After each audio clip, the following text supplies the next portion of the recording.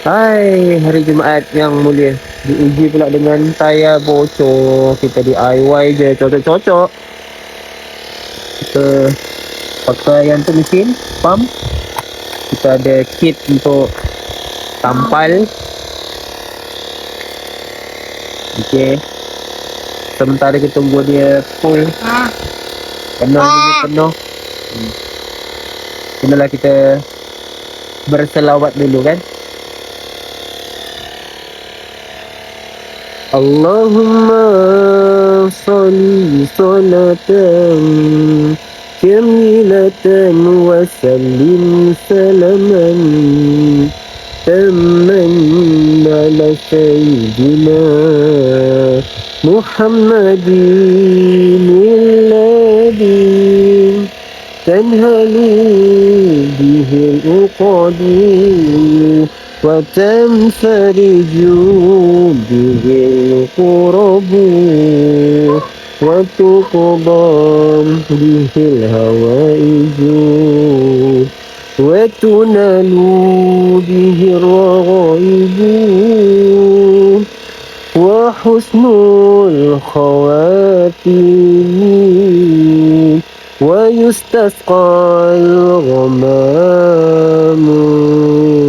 بوجهه الكريم وعلى آله وصحبه في كل لمحة ونفس والنفس بأدب كل معلوم لله. Lama lagi. Bukan tayar je kena uji. Tengok selipar abah ni pun kena uji juga putus. Selipar telah pun terjabet. Ya. Mungkin ibu kena repair juga. Okey, tak apalah kan. Jumaat. Okey, kalau nak uji tu macam-macam. Kesihatan. Macam-macam lagi lah. Kegembiraan, kesedihan. Okey, hampir nak penuh dah. Tayar kita nak pump 244/250. Okey, sikit lagi. Mudah guys, senang je letak pakai yang mesin tu ha. Tunggu je lah dia penuh.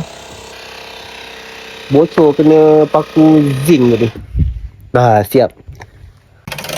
Okey, kita punya tayar dah siap tampal. Mau nampak tampal tu? Kita pakai alat tampal tu lah. Sebenarnya boleh je buat sendiri. Okay, sekarang kita nak turunkan jack ni. Okay, jack ni saya pasang sebab kita nak membantu pump angin tu lah. Tak terlalu beban kan. Jadi nak mudah dia pump angin dalam tayar. Kita kena jack macam ni.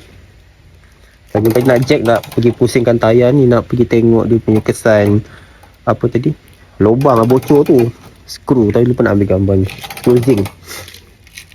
Tengok pembantu saya ni, tengok ha. Inilah bakal calon-calon menanti yang kita nak ni. Tengok tu, tengok. Senang je kerja ni. Turunkan jack. Tengok.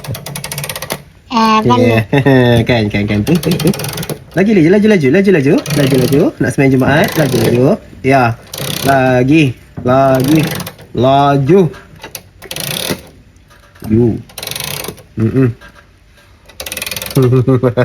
Seronok dia dapat job.